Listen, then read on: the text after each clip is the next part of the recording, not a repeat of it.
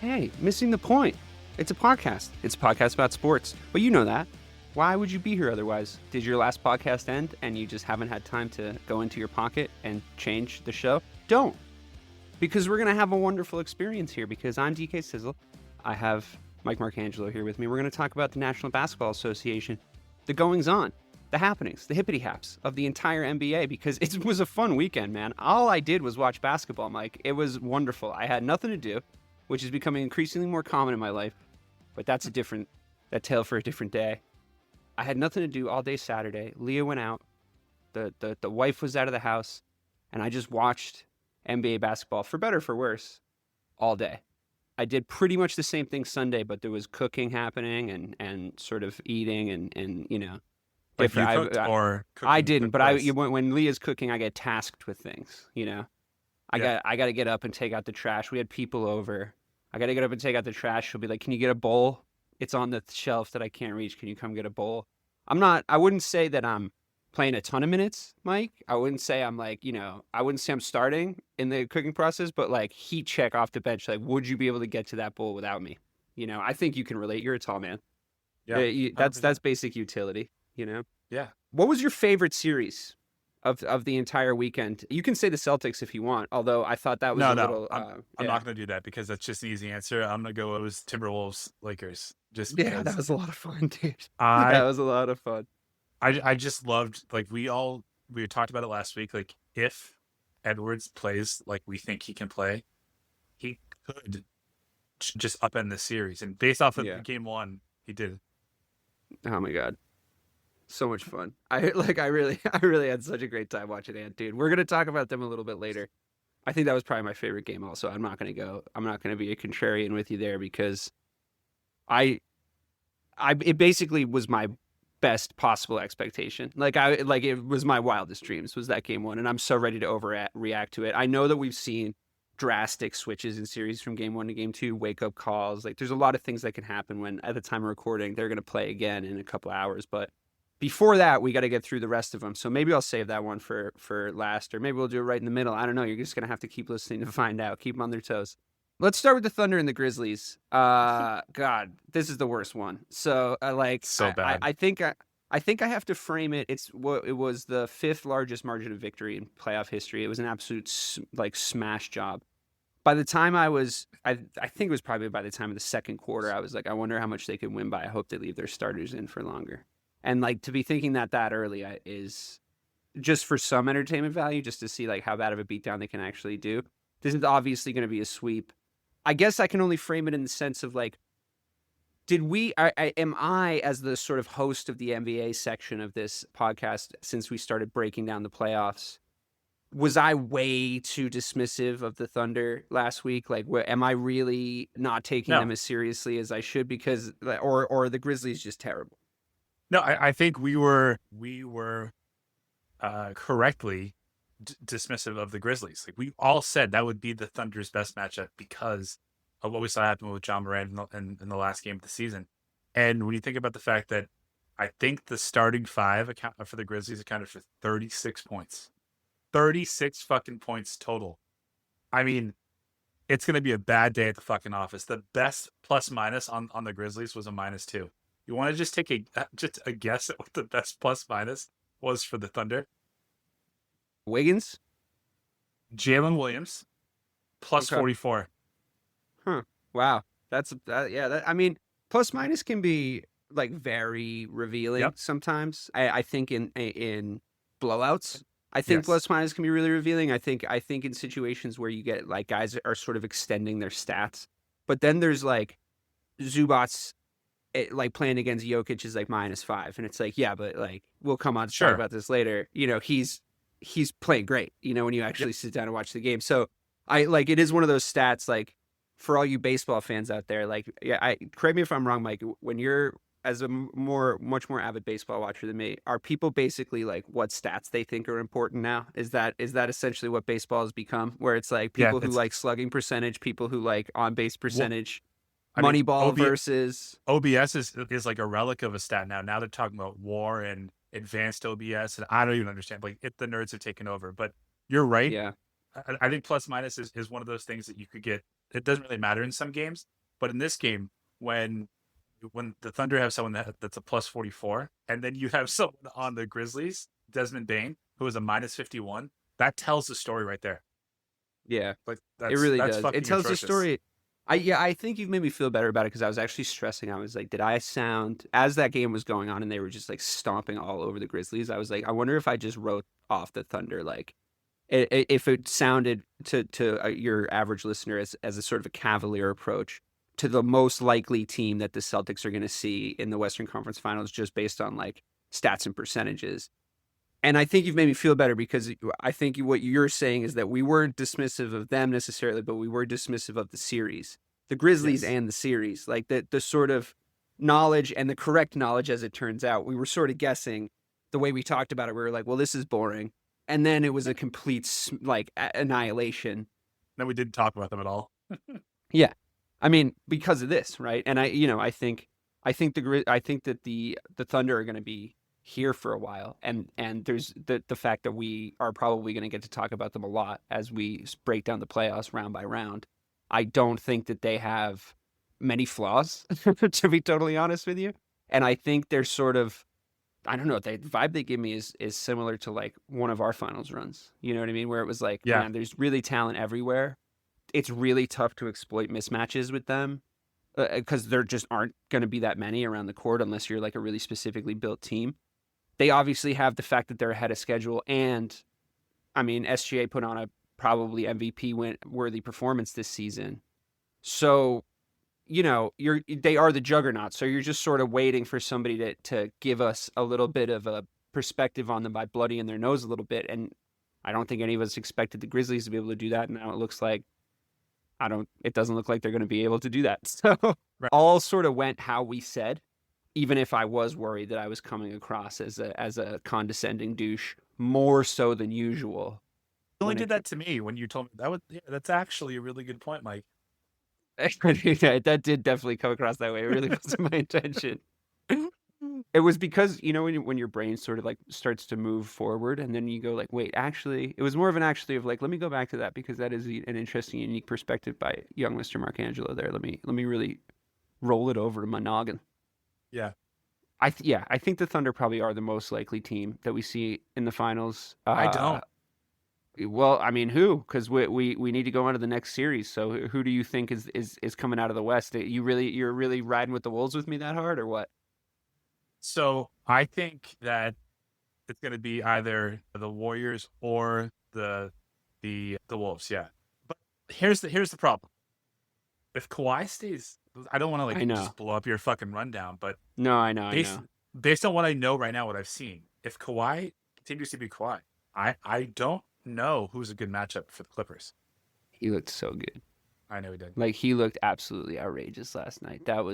I'm excited to talk about that series so much more than I am to talk about the Thunder and the Grizzlies. And in fact, the one seed in the West, I have no real interest in talking about either the fucking Cavaliers and the Heat. I thought that game was like, it was the most Eastern Conference game of all time. It's the only way I can describe it. Like, it was just very, like, I feel like we've been in those games with the Heat. We've been in those games with the Cavs in different iterations over the last few years where it's just like, I don't know how, other than Donovan Mitchell, I'm not entirely sure how good looking this basketball is. You know what I mean? I don't know how pretty this girl is at this party when I've sort of watched like Kawhi Leonard go bananas and, just great players all over the floor in the Knicks Right. Pistons series where you're just like, oh shit, like Cade Cunningham versus Brunson and they're doing cool shit all the time. And then you're just like, yeah, like this is some, I don't know, solid half court basketball when you're watching the Knicks and the Heat and the Cavs go at it. So yeah, I mean, I do want to talk about Kawhi, but I'm more interested in your other pick to possibly come out of the West in the Golden State Warriors, because this is something I was definitely wrong about last week. I was really high on the Rockets' ability to defend the Golden State Warriors coming into this series. And honestly, I don't know if I was 100% wrong about that, because they did make it a really scrappy and defensive game. And I'm not really sure the Warriors did that much on the defensive side of the ball, with like certain notable exceptions, to really fuck them up. I just thought this looks a lot like Ime Udoka's Celtics.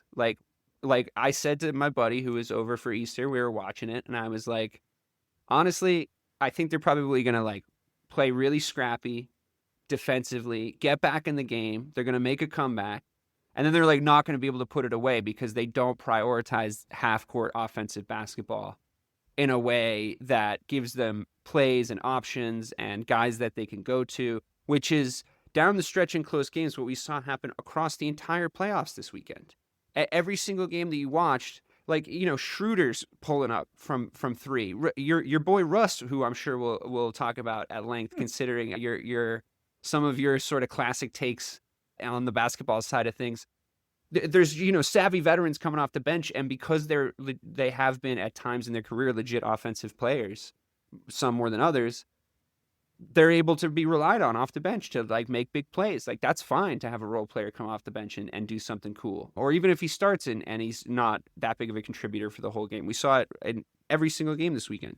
So to me, I look at the Houston Rockets and I'm like, you made a team of all those guys, which is super cool when you're like thinking about the sort of identity of your team, the nitty gritty of your team. And I'm not going to say that if I didn't get my way with the Celtics since we started building this team, since the day we drafted Jaylen Brown, if I had gotten my way as I was contributing to the conversation of roster building with the Celtics, we would have probably ended up with a roster of all like giant, hardworking guys. Like Steven Adams adjacent guys are guys that I was calling for outside and inside of this podcast for years. So I like the way this Houston Rocket team is constituted. I like how much it reflects his identity. But he needs somebody in there that can go and get him a bucket. Yeah, they just go just to score in general, pure scoring. Like I don't see where it really comes from on a consistent basis. And this is a guy who basically, if we're being honest, looking at Tatum now and looking at Tatum when he first came into the team, I know it's sacrosanct around here to talk shit about Ime Udoka. I mean, I liked him as a coach, and I'm on the record that I didn't want him fired, but this is really kind of a guy that it kind of worked out in the end. Yeah, it's just won a championship, no big deal. But this is a guy who maybe neutered Jayson Tatum scoring a little bit, maybe encouraged him to play one-on-one, like on an island basketball a lot. That was very frustrating. We were kind of blaming Tatum for that, but that seems to sort of be the Ime Udoka brand of basketball. So, like, what did you make of this Houston Rockets performance? I don't know how many people were really watching them over the course of the season. I caught them a few key times, and I enjoy them. But I don't know. The Warriors might just have too much for it. Maybe Vegas was right. Yeah. So the few times that I talked to Ray about them over the course of the season, I just kept saying, like, why are people overlooking them? Because they feel like a team. Just on the few national games that I watched, that they can just lock anybody down. But the reason is that they just, as like you just so eloquently pointed out, if they're up against shooters, they're fucked. I mean, in this situation, they did all the things that we talked about last week. Like they can body them. They can make it difficult for Golden State, but they have to be able to keep up. And if, again, not just with stats, if you shoot 6 for 30 for threes against the Warriors, you're going to lose. You're going to lose every single game. They out rebounded them by like, what was it? Like 18 rebounds total. So they were better on the boards. They were keeping up with them with assists. I mean, they did everything else right. They just shot like shit, especially from beyond the arc. And again, if you're going up against Steph Curry and you're shooting sub 20% from three as a team, you're fucked. Yeah, man. I mean, Bobby and I were banging the drum for him on Thompson to be able to like run around after Steph because he had done it in the regular season, and he is actually an athletic freak. And I'm obviously not like out on him, but the Thompson brothers both had a tough weekend. Playoff Steph was something that we should have. It was boneheaded to get excited about that matchup prematurely because playoff Steph is just like it's going to be okay, everybody. And I've heard people say like, can you really rely on this is the very pundity thing I've heard for the last couple of days. Like, can you really rely on Steph to get you 35 like every single time? Like, if you need it. And it's like, yeah, I'd like to be actually totally honest with you. Like, right. Yeah, no, you actually totally can. Only because he's done it a billion times. and it's just like, because of the way that his game is. And now, like, because obviously there was a loud contingent. There was a loud contingent on this show of like, guys, it's playoff Jimmy and Steph Curry. Like it really could be ugly out there. Like they really could just turn it on the Jets and like look like a super legit Western Conference team, especially with the parity in the Western Conference. We forget these seeds are loose over there. Like that 2 through 7 could have been anything for large points of the season. The Grizzlies were a fucking 2 seed at one point. You know how just ask a Grizzlies fan. They're basically hanging that banner over there. They're basically like, we're a 2 seed at one point, 24-25 season, 20, whatever our numbers are. But it's like, damn, dude. Like I don't know why I let that happen again. I don't know why I slept on these fuckers again. Especially the Jimmy Butler of it all, considering the situations that we've been in with him over the years. That and Kawhi are the 2 scariest propositions for me for the C's coming out of the West. Like that, the Clippers and the Warriors would be the 2 I think I least want in the context of the C's. You got Butler doing on the Warriors what Clay couldn't do last year. He just ran out of gas, and if Clay wasn't posting those goose eggs from 3 in that final series, who knows what we're talking about going down. So I just think Draymond needs to step it up. But if there's one thing to worry about, if you're a Warriors fan, or if we want to kind of dissect them and maybe say that Houston has a chance, the Warriors had 14 bench points. That's not sustainable. That's really not sustainable in the playoff series. Yeah, that's true. But I just think that if this is what Golden State did to Ime in the finals when he was the Celtics coach, is if he's like, we're going to be scrappy and we're going to keep it close and then we're going to close, that's really hard to go up against a team that is, from their perspective, going, well, it's close, and we have Jimmy Butler and Steph Curry, 2 of the best closers that the NBA has ever seen. So, you know what I mean? It's like you kind of have to blow them out, actually. Like the way to beat the Warriors is to like go up really big on them early and put yourself in a position where it doesn't really matter the 2-man game that comes at you in the fourth quarter, because you're up so much by just like getting early half-court buckets and defending really, really, really tenaciously at the start. But they can't seem to get that first part right. So, yeah, I mean, it worries me that like we're going to have a situation where Kerr and the Warriors of this era sort of own Ime Udoka. Like they just fucking are. They're just his daddy, and there's no way, especially now that he's in that conference, it's way worse for him now because he's just going to get because that's is what it's going to look like. Does that look good for the Celtics? I think it kind of does, where it's like, look, like he's getting pantsed by this system and this star player and coach combination every single time, and then also Jimmy over there, like he must be having nightmares right now. Well, Ime took a bottom-feeding Houston Rocket team and got them to a 2 seed in 2 seasons. And all he needs now is just one scorer, like to your point. And That's this is fair. completely different. So I think if I were him, I would be, counting my blessings that I entered the West at the tail end of Steph's reign. Because if this was 4 or 5 years ago, his life would be a living hell. I know. Steph just gives him nightmares, dude. Like, I don't know. I don't know what's going to happen. But maybe it'll be different. Maybe it'll be different in game 2. I mean, you never know. I just think it's a big slap to take that first game, to snatch that first game, I think. Not to say that home court's like as crazy important as it used to be, but it is still pretty important when you're in a situation against the certain teams. You know what I mean? I think that the Warriors they're one well. of the teams. Yeah. And I think that, like, I don't know, like, would you consider Houston's home court to be like a scary, terrible place to go? I mean, I would think ours is, but it isn't statistically with this team. So I don't know. I mean, it's a scary place for the Celtics to go. In the playoffs. I know. But I don't think the reason why Golden State, like the home court, matters for them is because that's a fan base that's won a lot over the last 15 years. Mm-hmm. So they know how to bring it, and I think as a fan base, you need to kind of build to that. So if Houston makes another run, maybe next year, then sure. But listen, no matter what happens in this series, I'm not writing off Ime. But it's become glaringly clear that Jimmy Butler, when he turns it on, especially on this team, I mean, again, for me, it's them, it's the Wolves, and it all hinges on Kawhi. Like those are the 3 teams. I thought that Jimmy Butler and Kawhi Leonard were the 2 individual players that stood out to me the most over the course of the entire playoffs, and I include pretty much the entire East. In that, I think the B tier 2 players that stood out to me the most were Brunson and Cunningham, and the fact that they were playing each other like that seemed like a real one-on-one battle. Something that you can really kind of buy into the narrative of and be like, oh, okay, this is cool. Like this is a time to figure out which one of these 2 guys has it more.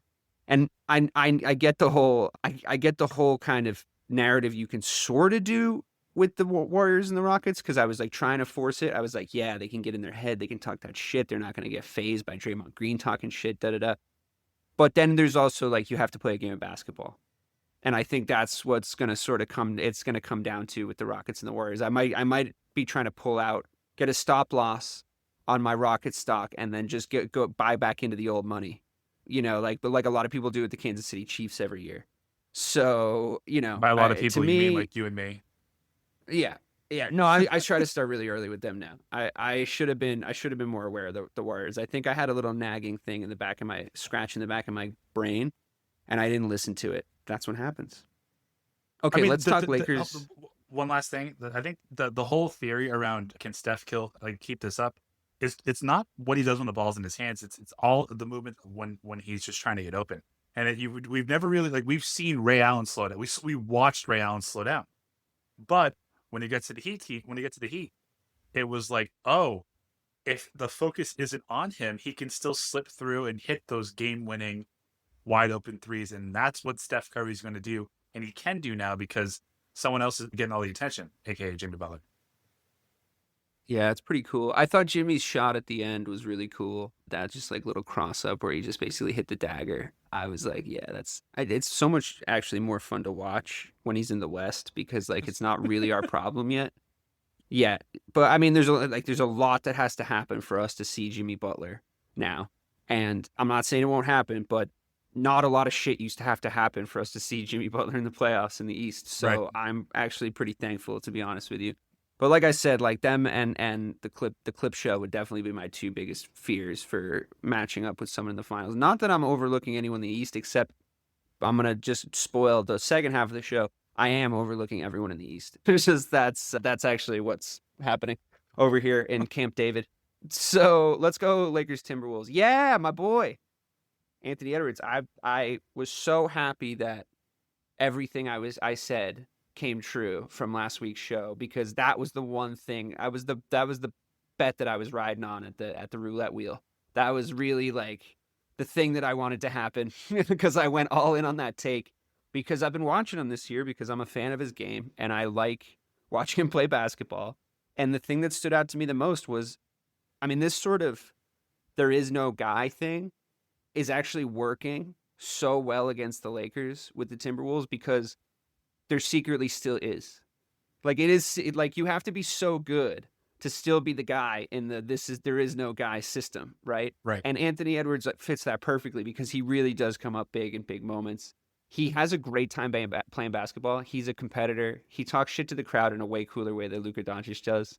It actually seems sort of lighthearted. I don't know. I really don't mind it, the way that he does it. But they just didn't look daunted in any way, shape, or form. The identity to me of this Timberwolves team is so far removed from when Cat was the face of it. Now they're just unintimidated by the occasion. They didn't give a fuck that they were in LA. They didn't give a fuck that they were playing LeBron James. They didn't give a fuck that they were playing the guy that crashed him out of the playoffs last year. And Anthony Edwards doing a Spider-Man celebration in Luka Dončić's face. And when Luka saw it, he got so upset. Rattled. And I was like, yeah, it just hit him in the face. It looked like he got slapped. And I was like, yeah, dude, this guy doesn't give a fuck. And I really love that about him above all else. I love his athleticism. I love the plays that he can make. I love that he's added a really elite decision-making in the three-point shot / three-point shot thing to his game. I think he's so much more than people expect. The jump is real, and he was always really, really, really good. So at the time of recording, he's gonna tip off with the Lakers in Game 2 in 2 hours. I don't think it's a huge deal if the Timberwolves lose that game, but honestly, I don't think they're going to, because I was struggling to see what the Lakers could do differently to match up better against the T-Wolves, because I mean, they were just spreading the ball around so much. They were literally exploiting LeBron James's lack of quickness on the defensive end. That to me, I'm like, oh shit, I didn't see that playoff scenario coming. I mean, it's all good. He's 40 years old. I'm not using that to be a LeBron hater, but he's not as quick on defense as he needs to be in the playoffs anymore. The way that Luka and him are, is a kind of a huge defensive liability, to be totally honest with you. And like, I think that got really exploited. I think that they were sort of quieted at the right times. And then all this talk of all the role players, like the Hachimuras and the Austin Reeves of the world, I was like, nothing really like that intimidating from that camp. Now, do I think that those guys, if Ray was here, he'd be the first one to be like, those guys are going to have one of those guys is going to have a big game. Like, he's going to come out and he's going to have a big game. He's going to maybe win a game for the Lakers. But I still don't think I think that's probably true, but I still don't think that would change my mind about what I saw. Like, I really think that they came out and punched them square in the face. So what was your impressions of it? I'm obviously crazy biased because I'm a huge Anthony Edwards fan. So, like, am I overreacting or am I properly reacting? No, I think, again, I hate to not be controversial, but I think you're properly reacting because we talked about that last week, that Ant needed to cancel out either LeBron or Luka. And you all rightfully said Luka. And he didn't do that in this game, but he canceled out LeBron and the Lakers role players fucking just didn't show up. So if that happens, like if that is the formula, they just showed you that Luka can drop nearly 40 points on you and they're still going to lose by 22.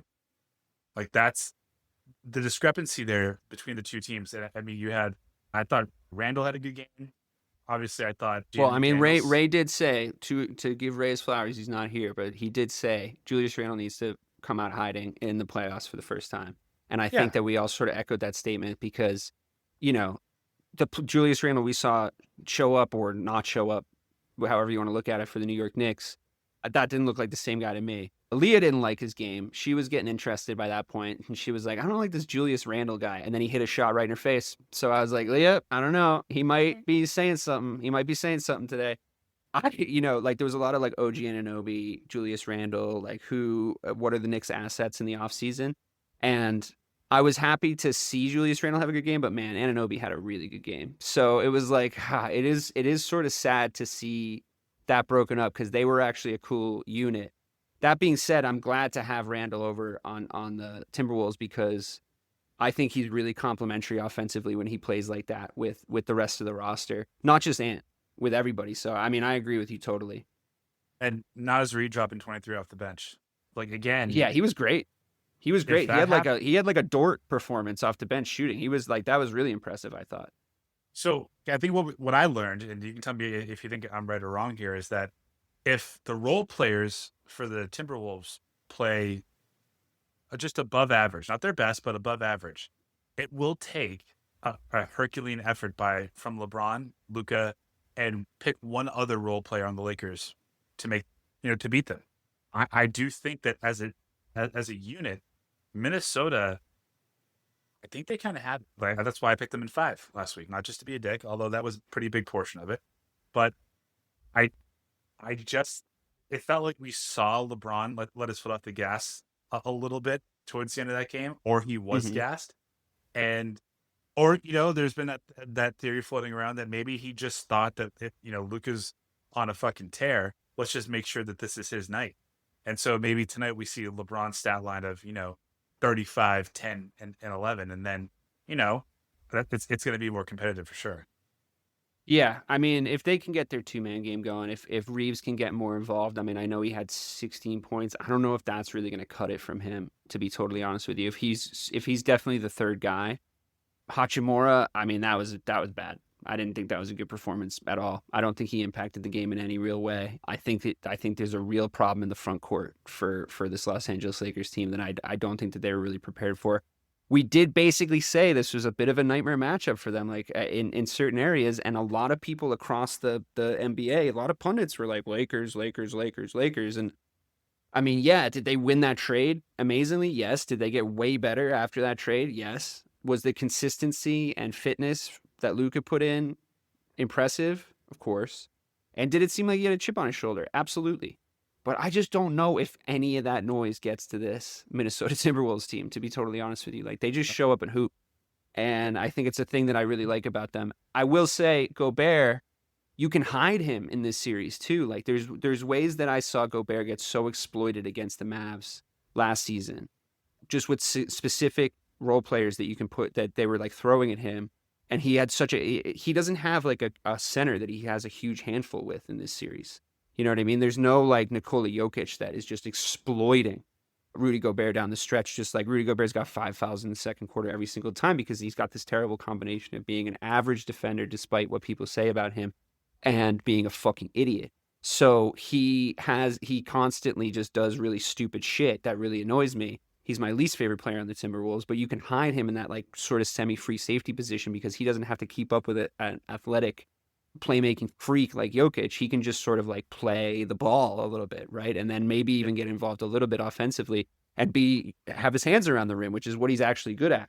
You know, when he's put in a situation where he has to be like a one-on-one defender with a guy that can take him places, it's nightmarish to watch, in my opinion. Like I feel almost bad for him, but not really.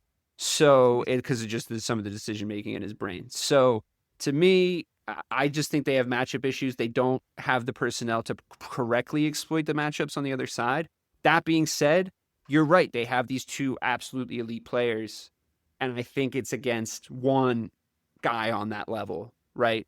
You can have the debate about LeBron, but LeBron's still LeBron. Like, let's not get into the silly nitty gritty of that whole thing. It's basically 2v1 if you're counting stars, right? Yep. And I think I'm okay with that because I like the 2 through 7 of the Minnesota Timberwolves in this series, and I like the 3 through 7 of the Minnesota Timberwolves in general in several matchups moving forward. So I'm excited to see what happens tonight. If the T-Wolves lose, I'm really not going to be any less bullish because all they needed to do is take home court. So, what do you think the feeling reaction will be if the Lakers lose and they go down 0-2? I think there's serious alarm bells ringing in Los Angeles, and I think there's like, I think that's really bad. I think it's so what always happens in these situations. I'll tell you exactly what happens when you talk about the Los Angeles Lakers is your brain goes from a Celtics fan's perspective. Your brain goes, I mean, if that was us, we would fucking kill the Celtics. Like we would kill them. And then you go like, oh yeah, the Lakers are immune from criticism. Like they're not allowed. Their fan base is just like, well, you know. And I didn't even bring up, and I'm not going to bring up, and I never will bring up the fact that the Lakers got 6 fouls called against them. And I didn't say that on this podcast. I didn't bring that up, that they got 6 fouls called against them in the entirety of the game. 6 fouls they got called against them. And that's not something I would say, that they got 6 fouls called against them across a whole game and insinuate. I would never insinuate, Mike, that means that the league wants the Lakers to win and they constantly get favoritism. That's not something I would ever say here on Missing the Point into a microphone. Well, but it is worth noting that the Lakers had 10 fouls called against them. But 6 made the joke funnier. It did. And 10 is still so low. Yeah. That's so crazy, bro. I think it was 20, 6. 20 I would think it was 6 not in garbage time, for the record. I think that by the time I saw that 6 stat, it was when the game was like basically over. So maybe 4 more got called after. And I was done at that point. It was 6 when it mattered. 6 that mattered. 6 is a number. So it was 6-21 in favor of the Lakers. That's fucking stupid. That's fucking dumb as shit. Especially considering the way that the Timberwolves play basketball, dude. That's fucking crazy. All right, fine, whatever. Don't let them play defense. They'll still absolutely blitz them. Okay, if they do that again, yeah. Overreaction. What happens if the Lakers get swept? That's what I'm saying. I don't think anything. I think they're fine. I think they'll just run it back next year. Yeah, they just run it back next year. LeBron's like, yeah, I'm still doing it. And like, we just do the same thing again next year where we're like talking about how much Bronny sucks. But like, they're still selling tickets all fucking summer to like the, Staples Center Tour or whatever stupid name it has now. The Staples Center Tour. And they're still selling just as many LeBron James jerseys. And, they're still the Los Angeles Lakers. This is the thing. Like, this is the attitude that their fan base has because it's true, I mean, for one, think they can't think anything happens. No, I don't. It's so ridiculous that you're right.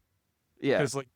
Because the national media will overreact for like 3 days. They'll be like, that's abysmal. It's LeBron's worst performance, blah, blah, blah. And then day 4 until tip-off of the next season will be, well, LeBron didn't have this in his favor.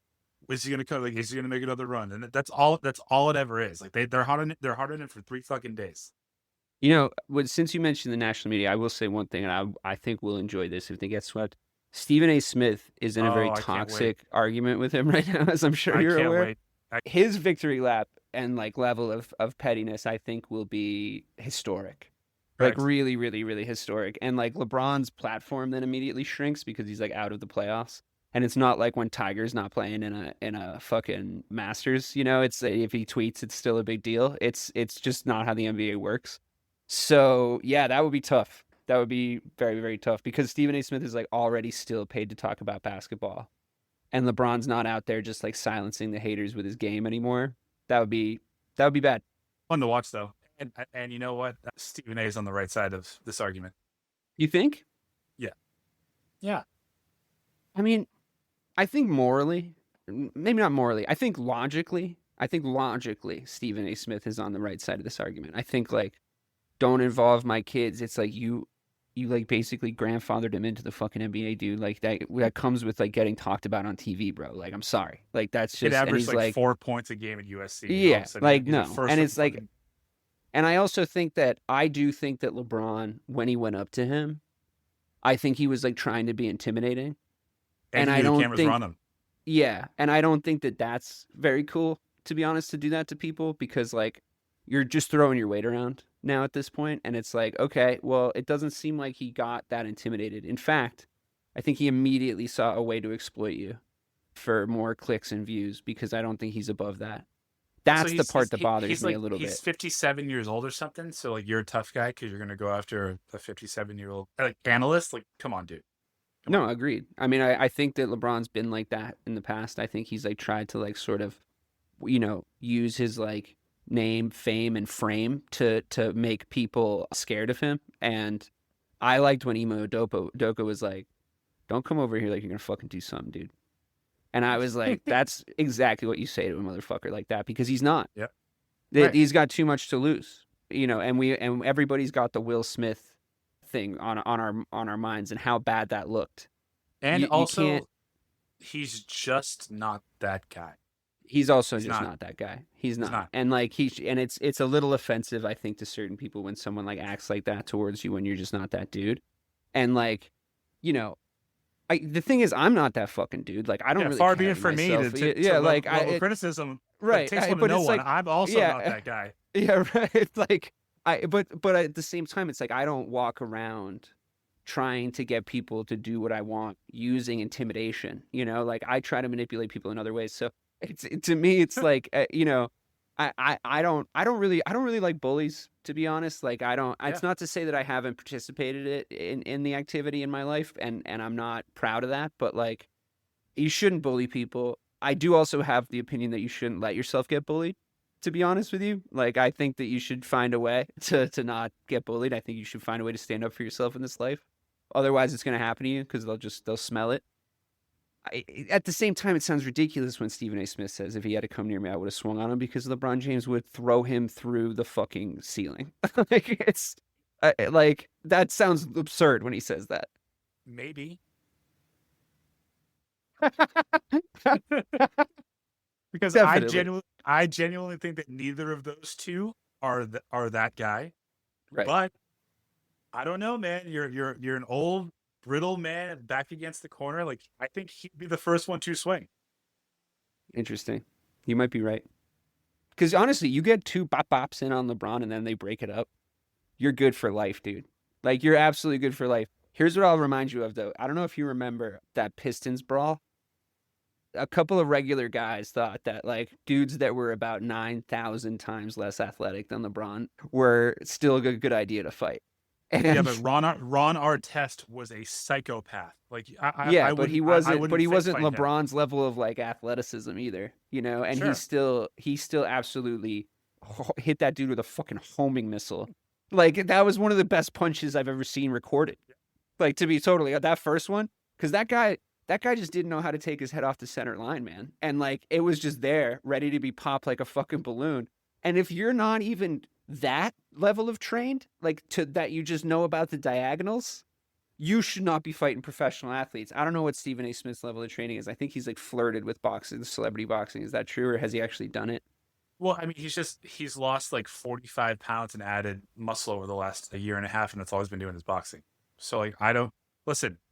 Again, this took a wild fucking turn. All right. I'm not saying. Fine, I'll take it. I'll take Stephen A. I'll take I'm Stephen not A if saying, I'm getting odds. Plus 450.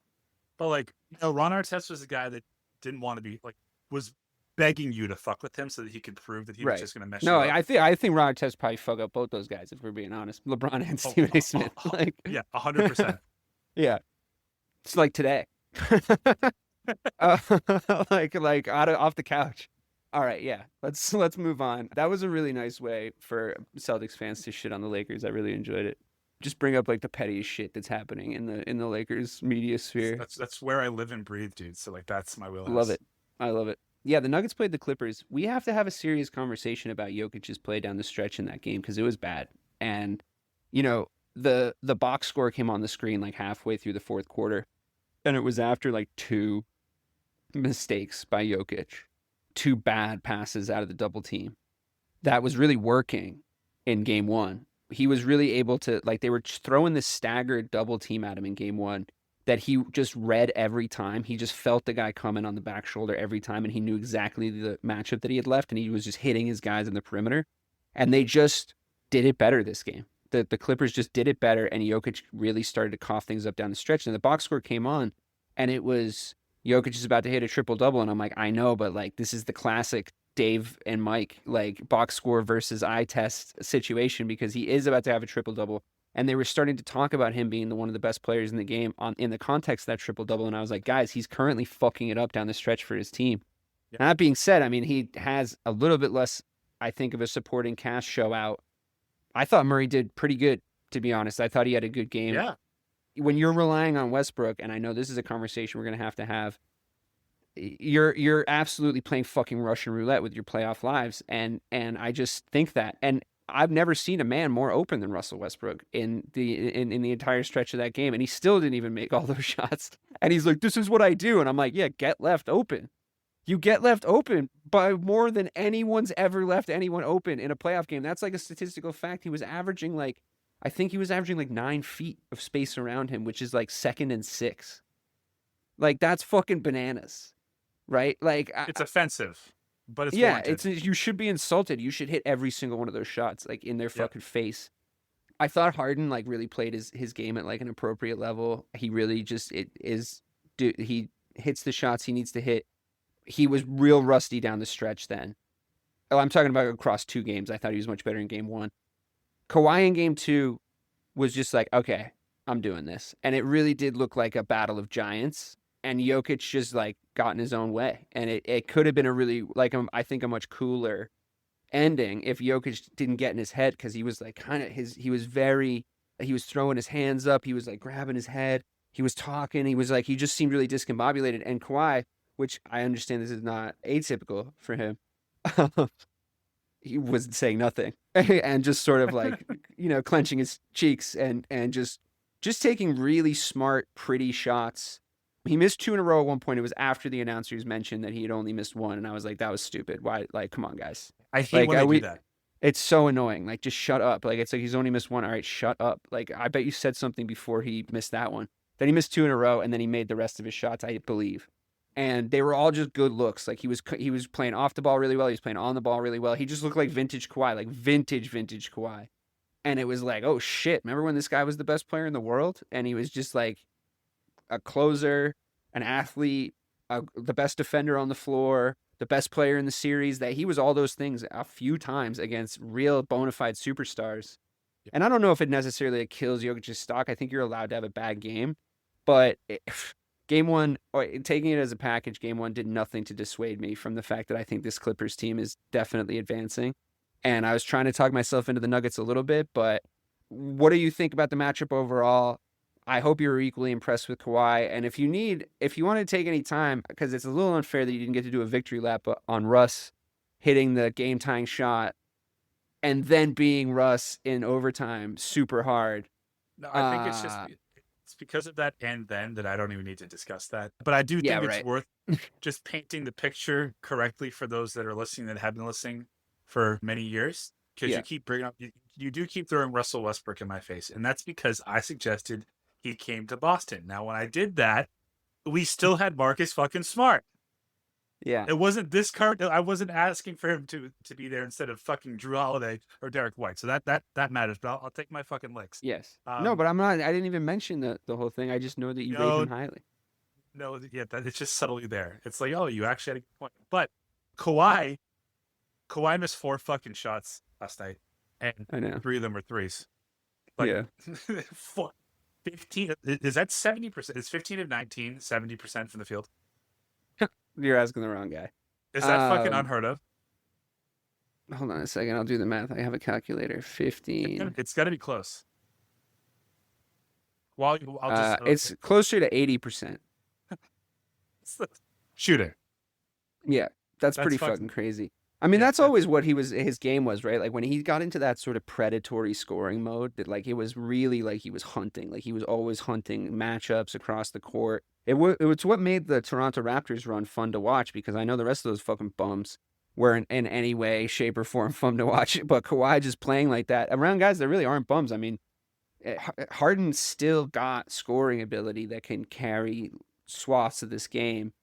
They don't really play at all like they know that each other play for the same team, if I'm being totally honest with you. But that's fine. If that's working for them, like if that's their 2-man game, is like, all right, you do it for a little bit because I don't even want to fucking look at you. Like I mean, James Harden is the single most isolation player in the history of the game of basketball, in my opinion. I don't think you should be trying to get him involved in shit. Like just let him shoot for a while, and if he's hot, let him stay hot, and then you can have Kawhi come in and be a true scorer. You can have Kawhi come in and be a playmaker if you want. You can have Kawhi come in and take away their best guy. Dude, if he stays durable, I'm fucking terrified, bro. I'm terrified because the mentality that he has too, you know? Like there's a world which he just eats our wings for lunch, you know? Like he just goes in there and he's like, I'm just going to take Jayson Tatum away from you. Do you think you can still do good stuff? And I'm going to cancel it out in the other direction too, because you don't have anyone that can guard me properly. I mean, unless Jaylen Brown goes one-on-one with him and just locks down more than he ever has in his entire life, plus help, that's tough. You know, like he's got a lot of physical traits. That is something that JB would get up for too. But that's the test that we want. I know. It would be cool. We'd be giving him another Finals MVP if he did that. I'll tell you that much right now. That'd be 2-time Finals MVP if he did that and we won against the fully informed Kawhi Leonard. Like, to your point, though, the scariest part about this whole thing with Kawhi is that the last time that he was this good, he won a championship. Like that's just it's very well put. That's just facts. So very well put. If he's still on this level, he's gonna be really fucking hard to stop. I'm scared. I for one am scared. Cavs Heat. We kind of talked about that already. Do you have anything to add other than like I'm so glad that I was right about Fred VanVleet? Man, I thought Fred VanVleet was on the Rockets. Yeah. Oh, yeah. No, of course. Cavs Heat. Sorry. I never got to say that when we talked about the Rockets. I was at least glad that I was happy about Fred VanVleet. Cavs Heat. Don't make me advocate for Fred VanVleet. That's not. I don't enjoy doing that. I thought Mitchell looked good. I thought Ty Jerome looked really good. I like in the same way that we were just talking about fearing the claw. They just didn't look like they didn't do anything to make me like super scared against the Celtics across a 7-game series. What about you? Do you think Okoro can drop 28 points off the bench consistently? Because if that happens, then that's scary. I don't. Not against us. Maybe against the Heat. What if? Because this is gonna be a short segment on the Cavs, so we'll just parlay this into the next series, which is the Celtics. I mean, Tatum's listed as doubtful. So what if he doesn't play? What if Tatum doesn't play against the Magic? Let's say for 2 games he was out against the Cavs. We both make it to the Eastern Conference Finals. I still think we'd win the series in 6. So those are the 2 games that we lose, and we win the other 4. Yeah. Yeah. Okay. Yeah. I'm really not that worried about that. You're very dismissive of the Cavs, just like Ray. I mean, I was trying not to be when we were doing coverage in the regular season, and I made a lot of points, and I was like, we do have to think about them. They are the 1 seed. Like, we're probably going through Cleveland to get to the finals, which, I mean, that just sounds, that's too bad. I mean, like, how's their Ritz-Carlton? You know what I mean? Like, do they have a Holiday Inn Express? Like, that just sounds like a bummer. Like, it's hardly Paris. So like that's just a bummer of a train ride. So now at this point, I'm just sort of hoping the Heat win. So the boys get a nice vacation down in Miami because they do so good on the road down there. Love it. um, but no, I mean, obviously I'd be thrilled if the Heat won. And then one of the yeah, I mean, I don't know. There's so much more that needs to happen. I mean, I think there's a lot of teams in the East that can take out the Cavs, to be totally honest with you. I don't even know if it's going to come to that because they're going to have to play probably the Pacers and either the Knicks or the Pistons. I don't know where you land on that series. And I think those three teams I could definitely see winning against the Cleveland Cavaliers. I wouldn't be that surprised. I really wouldn't. So all that being said, like I don't mean to sound too down on them, but now that we're in playoff time and I've seen them, meh. I mean, Mitchell Well, I always mean, plays good against us, but other but than all that, the additions that they made in the offseason and then after last year were to beat the Celtics. So do you think that I mean, obviously Mitchell got hurt against us last year. So if they're all healthy, does it go 7 in your would it go 7 in your opinion if we both played each other in these conference finals? Or would no, it be because basically what you have, I know that they made these additions to beat the Celtics, but what you have is they're they think Jared Allen's going to do some shit. Al Horford's like playing the best basketball of the last like 18 months for Al Horford. So I don't know. Like if we we say if that we we if say that every April, May, and June, or we have the last 2 I know, years. I know. Yeah, you're absolutely right. But I mean, between him and Porzingis, like, is Jared Allen not going to be suicidal by the end of the first game? Still, yes. Um, you look at Ty Jerome having like a big game off the bench against the Heat. Is he going to be able to do that against our freakishly powerful and large backcourt? I don't think so. Darius Garland, I wouldn't say nullified, but I mean, did you see how good Derek White played in game one? Like, he was basically the best player on the floor. And the amount of next man up we can do both offensively and defensively is crazy outrageous still. Like the way that we are able to like match up against teams like this. Yeah, they built them to beat us, but like I don't know. I mean, the real outlier to me is Donovan Mitchell. Like I think he always has good games against us. I think he has the ability to score 40 plus points in a game, and especially against the Celtics. I don't think that Darius Garland's a bad player. Like I'm not trying to put him down. It's just that it's such a matchup nightmare for me across a playoff series when Drew Holiday looks vintage again. It seems like he was playing like sort of playing his way into the season and then saving himself for the playoffs. And I think at his age that's fine, especially now that we're in the playoffs. So it's not me watching the regular season being like, "Come on, Drew," Yep. but we're now in the playoffs. So I'm like glad you did that.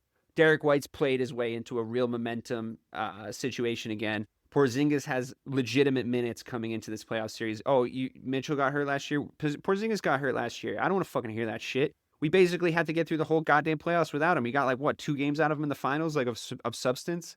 Okay, cool. Like big deal.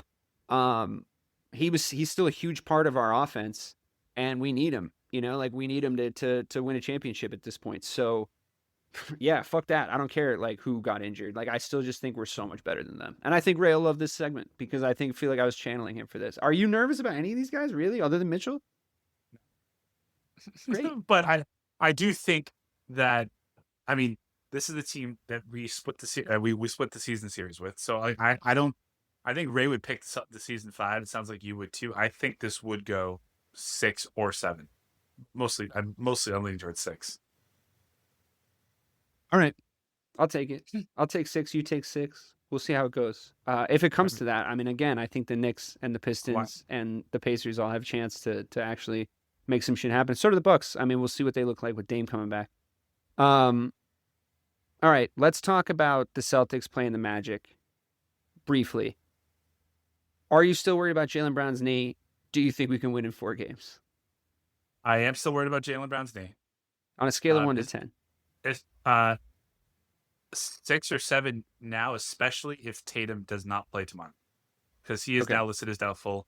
They said it was a bone bruise. Oh, did it go to doubtful? It was questionable last time I looked at it. Now it's doubtful. I still think we can win. Well, yeah, not a sweep. I mean, if JB is lumbering just a little bit and JT's out, I think the Magic could steal a game. I had them in 5. Yeah, all right, that's fair enough. I'll take it. I'm sticking. And Bobby's favorite player of all time, Peyton Pritchard, won 6 Man of the Year too. Oh, did that happen while we were recording? That was, I think, Yeah. to be Yep. expected. Tonight. What do you think we're moving on. What do you think the impact of Dame coming back is actually going to be for the Bucks? I mean, I think that was the thing that was really missing, right? Like offensive production, how he is in the playoffs. Offensive production was really an issue for the Bucks against the Pacers in the first game. I'm what? What's so funny? I've never seen you be so dismissive of the Celtics and like the series that they're in while we're a Boston sports show. Yeah, we're moving on for them. Fuck the Magic. Well, here's actually why, because we've talked. Celtics at 3. Yes. First of all, I mean, at least I'm keeping it 100 with how I treated the Oklahoma City Thunder, but I'll also say you'll notice I've cleverly weaved them into many a segment. Actually, we've been talking about them as the fulcrum of how we've been thinking about this whole thing. So, moving on, I'm not dismissive of the Celtics. I'm dismissive of the fucking Magic. Moving on, Pacers Bucks. Dame come back for game 2. Pacers are better than I thought they were, to be totally honest with you. They actually seemed kind of legit to me, and I was trying to talk everybody. This was the one where I was on an island where I was like, oh, I don't know. I feel like Giannis, best player in the series, et cetera, et cetera. And all three of you guys were like, nah, B. Like, the Pacers are pretty good. I think you obviously have the Doc Rivers connection. Where do you stand on the whole thing right now? Is it just double confirmed, or do you think Dame coming back maybe earlier, I think, than you thought? Because you were skeptical across 2 games, I think, but now he's definitely coming back for game 2. What do you think that's going to do? Well, just how the reason I didn't know how soon he was going to come back is because they were so quick to say he's out for game 1. It was like 4 days before or even 5 days before the series. They're like, yeah, he's not going to be there.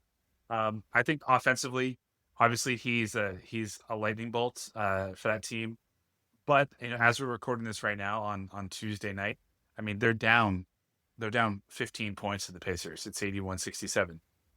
That's rough. So I forgot it was them. I forgot it was them that was playing while we were talking. I was looking too far forward to the Minnesota Lakers game tonight. They're already getting spanked. All right, so you were right. You were right, and then you were double right. Love that for me. However, one thing I want to talk about just real quick. Did you see the NBA players poll that came out today? No. Oh yeah. Their least favorite player. Yeah, please talk on that. I'm glad you brought that up. Tyrese Haliburton is the most overrated player in the NBA. Yeah. Wow, that's a mean question. First of all, would you say he's overrated? Because I always look at him and say he is everything that we think he is every time that we play him. I mean, honestly, I think I was a victim of the same thing that maybe a lot of people that voted on that poll were a victim of, is I just really was not taking the Pacers at all seriously. So I don't know how closely I was paying attention to Haliburton. And then when you guys were all very, very high on him specifically last week, when I was like, yeah, but what about Giannis? What about this? The seeding's one thing, but blah, blah, blah, blah, blah. And everybody to a man, all three of you were like, I don't know, man, Haliburton, this, that, and the other. And I didn't feel any joy, to be honest with you, from seeing him get rated as overrated because of what you're talking about. I watched him in game 1 against the Bucks, and I was like, you know what? Those guys were right. This guy's actually super legit. And obviously he's proving it again tonight, even though we're recording this while the game is on. Obviously he's proving that again tonight. And I think you guys are right about him. If he's disliked amongst his peers, because I don't know if I don't know if skill is necessarily the most contributing factor to that, as opposed to maybe he just has the most petty people that play his same position that scattered across the NBA. I don't know, maybe he gave it to too many people across the regular season, and maybe it's an issue in the same vein as what Tatum has, where people can't quite put their finger on him because he's kind of an introverted guy, so they don't really know what brush to paint him with in their own brains, and the way that he plays is a certain way, and you grow up with him, and I don't know. I mean, it's just how people are received, I guess. Everyone's received differently, and I guess because to me it's more of a popularity contest type thing with a question like that than it is based 100%. on his actual skill. Because if you don't think he's good, that doesn't seem like you're watching. I just said I've never seen him overtly gas himself up. He never talks about himself the way that Ant does, and that's because he's not on Ant's level. And I think he understands that. So to hear about a guy being that's averaging 20 points a game and 10 assists a game throughout the season, say that he's the most overrated. I just didn't understand it. I thought I mean, thought I it was really a liked very petty question. I really liked the fact that he had like a tough shooting night in game one, which doesn't seem to be the case again tonight. But he had a really tough shooting night. Like he couldn't hit a three. So he just went out and got 12 assists. You know what I mean? Right. Like that's you're moving your team around doing that. I like players like that. I thought everybody liked players like that. I don't Me like too. we were begging for Tatum to be able to do that when he was having tough scoring nights, and he worked that into his game. Like playmaking became a real part of Jayson Tatum's game and brought his overall stock as a player up to a much higher level, to the point of like really truly elite, I think, when he did that.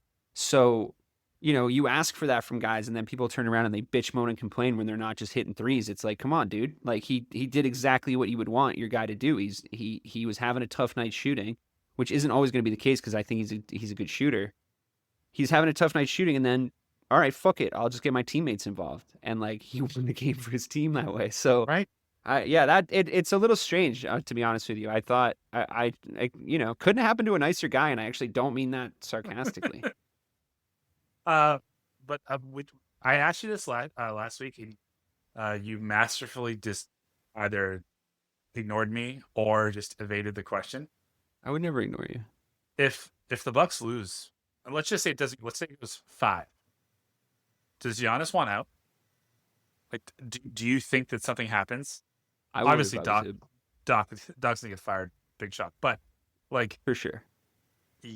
What do you do? I would if I was him. I would want out if I was him. Yeah, I definitely would. Because that team's now aged out. Like their window's gone. So go to Miami. I mean, to me, I guess the thing that's tough, like maybe a little unfair, like I obviously we're talking about an Eastern Conference rival here. I think the thing that's tough for them is like could they have won more than one if there wasn't key injuries to guys like Chris Middleton? If they didn't make that trade and kept Drew and Chris Middleton was healthy, I think they gave up a little bit early on that contingency because they were a proven championship team. And if you're Giannis, like, come on, let's be honest, like you can go wherever you want. Like if you push for a move, like. But they did that because they had to pay him, right? They had to offload the salary. Yeah, but it was like obviously dumb at the time.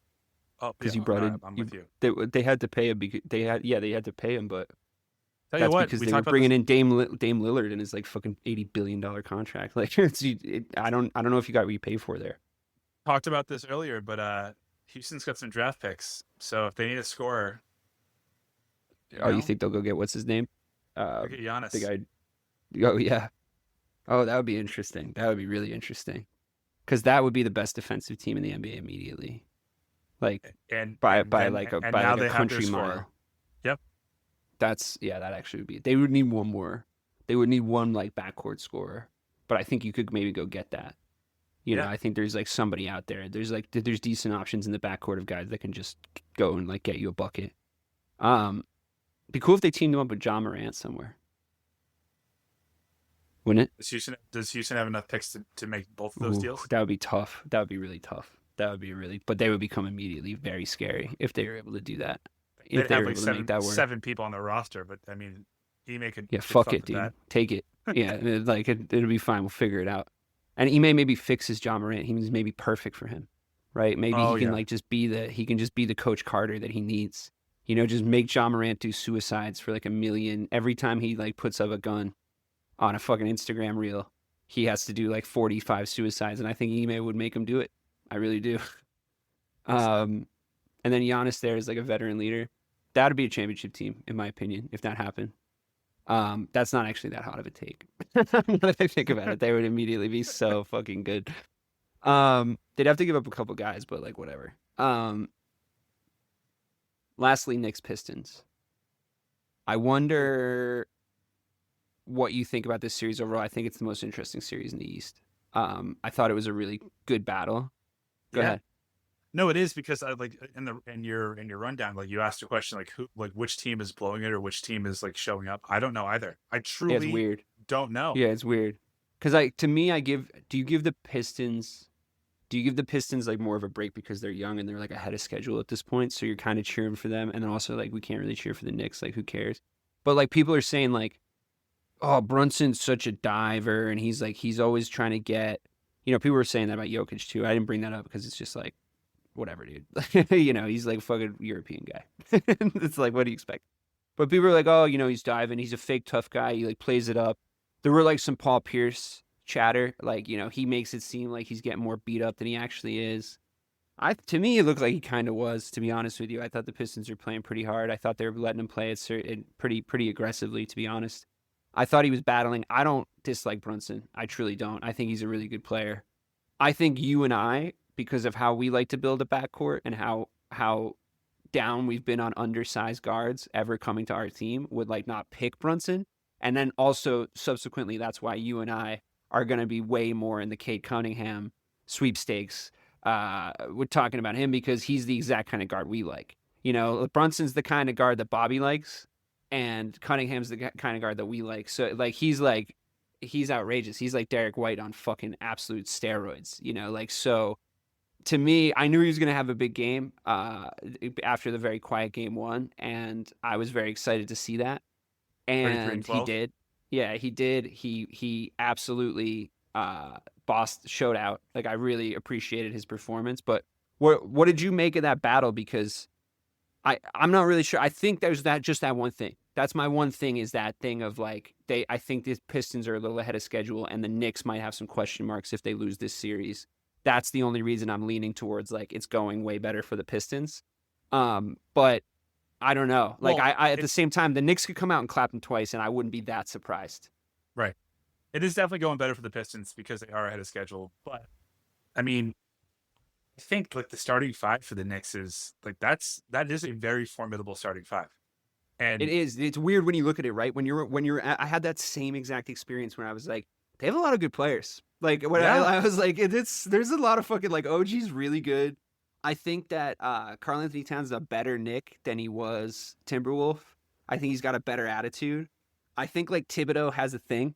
I think he's got like a presence. Like, I wouldn't love like him absolutely running all of our guys into the ground and like not having anybody available come like round one of the playoffs ever. But he seems to like have some guys available, and Cat seems to be responding to him in a really positive way. So I agree. They do have a lot of good guys. I was kind of surprised they lost that game, to be honest with you, the way I was looking at that roster, but it really was Cunningham and the way he got everybody involved too. And yeah, to that point, it's the lack of bench points too. That's the second time I brought it up. I mean, Detroit's bench outscored the Knicks 35-8. 35 to fucking 8. That's tough. You just can't win a game like that, especially Brunson drops 37. I thought he had, like, he just looks so good in the game. He is, you are exactly right. He wouldn't be someone that I would pick, but when you watch him, he's undeniable. And like, you just like, can't root against him.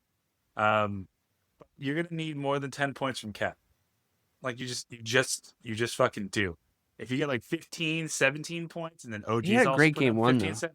He had a great game one though. So it's like, it's tough. Like, I get it. Like, the thing is, there's still a chance that that's Cat's one-off night, and he looks more like he did in game one for the next 3 games than he does. That's you know what I mean? Like, I'm just trying to get to the bottom of why I'm sort of confused, because I think Detroit deserved to win the game, but I was still a little surprised that it happened, because I was just thinking like, all right, I think Detroit are a year away, and I think the Knicks are a little bit more of a stacked roster than I initially thought. I think I'm still not that terrified of them from a Celtics point of view. I think I'm more scared of them than I am of the Cavs. I think we would, if you're looking at it like that. You're more scared of the Knicks than the Cavs. Yeah. I'm not. But I think you're not. Did the Knicks beat any? Did the Knicks beat any higher seeded team in the regular season? Is that a true statement? They never beat guys that are better than them. I knew they did cough up against good teams. They didn't beat us. They didn't beat Cleveland. So I'm not really worried about that. That's interesting. They have a lot to prove. It's a team that has nothing to prove, and so they have nothing to lose. Like Detroit, that would scare me, but they just don't quite. They're not on that level yet. Yeah, I agree. I think it's just it's just like a hard series to break down after those 2 games, because I feel like the Knicks should be up 2-0, and we should be at a point where we're calling the Pistons like, we'll see you next year. You guys are great job. You improved so much. Cunningham had a breakout year. You guys, like, it's one of the biggest turnarounds in whatever. Like, good job. Great work. We love to see the Detroit Pistons be like a good, hard-nosed defensive basketball team. Thanks for coming back. But I don't know. I mean, at this point, like, what if they win both their home games? I know. Because there's like 3 guarantees, right? There's taxes, and Tibbs is going to play his 5 starters 41 and a half minutes per game. Oh my God. So then also, like, what's that Pistons home court like? Like, they just had a tough, they won a tough game in the middle of Madison Square Garden where both games went the exact same way. The Pistons were ahead for most of the game, which is weird. So that to me means like the Knicks aren't really in the driver's seat. The Knicks came back the last game, and they definitely came back this game, but then like Schroeder inexplicably hit like the dagger. Thank God I didn't sell my stock on him. But Schroeder inexplicably fucking hit the dagger, and it was to make it like 97-94, I think. And it was like, okay. So you had like the one guy on your team that's basically like a veteran that like understands what's going on, take that shot. He was pretty open, and it worked. But you guys definitely did. They came back. Like, they were about to come back, and you were about to fuck the game up the same way you did in game 1. So, like, and Cunningham did look every bit of 22 in both of those moments, more so in game 1, but really did look, he was, or 23, however old he is. He looked real deer in the headlights in the fourth quarter, both games, which, again, not a huge deal. I mean, we don't want to Jayson Tatum this kid because, like, it's a lot to ask, right? But they won the game. So if you get him home and you get him safe and you get him wrapped up in cotton wool in the fourth quarter, but it's the Detroit Pistons being like, let's fucking go, as opposed to, just horrendous New York slander coming your way. Can he put them in a position to do that again in New York? That's very, very, very possible. Sure. I mean, this isn't a hot take either, but if the Pistons win game 3, I do think that they're going to win the series in 6. Wow. I think game 3 is so important because, like, to your point, I think that the Knicks are gassed. I think, and they are a momentum team. Like, they ride the waves of momentum, and when things don't go their way, I don't think that they're mentally soft, or I won't call them mental midgets like Ray did a few people last week, but like they just play every fucking minute of every game. So like they need things to be going well, or else they want to save their energy for when they have to play 45 minutes the next fucking night. Yeah, I think that's all a very good point. At the same time, I wouldn't be like too terribly surprised if we just had like 2 huge OG Anunoby and Derek Brunson games in Detroit, and it's like, ah, shit. Like, we're really in a tough spot with these guys, but yeah, well, we did it. We talked about all the series, and you're welcome, America, and the rest of the world. Tune in to our other show this week. We're going to do a mock draft. I'm going to do it with Bobby tomorrow, so we'll get it out a little later in the week, but we're going to do a mock draft before Thursday's NFL draft. We're all very excited. The Patriots have a high pick at number 4. The Bears have number 10. And the Cowboys have no hope for the future. So we'll be tuning into that if you're also a football fan like us. So the show, it's over. I hope it wasn't a bore. I think that Mike's Russell Westbrook take is nevermore. And I'm going to land this poem with Celtics in 4. Goodbye, everybody.